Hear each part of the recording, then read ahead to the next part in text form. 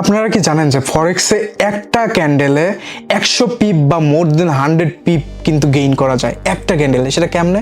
সেটাই হচ্ছে নিউজ ট্রেডের মাধ্যমে। সো নিউজ ট্রেডগুলোতে কিন্তু একটা ক্যান্ডেলেই কিন্তু দেখা যায় যে মোর দেন 100 পিপ গেইন হয়ে যায়। সো এইগুলো কেন হয়? মূলত এইগুলো হচ্ছে নিউজ ইভেন্টের জন্য, যেমন কনজিউমার প্রাইস ইন্ডেক্স আছে, প্রডিউসার প্রাইস ইন্ডেক্স আছে, সেই সাথে নন ফার্ম পেরোলস আছে। এগুলো হচ্ছে মেজর নিউজ ইভেন্ট, যে ইভেন্টগুলোতে মার্কেটের অনেক ভোলাটিলিটি বেশি থাকে, মার্কেট ভয়ানক থাকে। সো অনেক অভিজ্ঞরা বলেন যে এই সময়ে মার্কেট থেকে দূরে থাকতে বা এই সময় মার্কেটে কোনো ট্রেড ওপেন না করতে। বাট অনেক প্রফেশনাল ট্রেডার কিন্তু এই জায়গা থেকে ভালো একটা প্রফিট মেক করে ফেলতে পারে।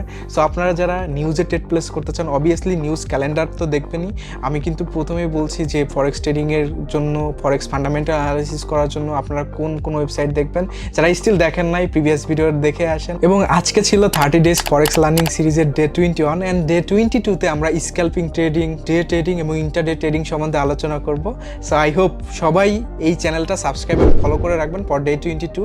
So see you next video, till then take care, আল্লাহ হাফেজ।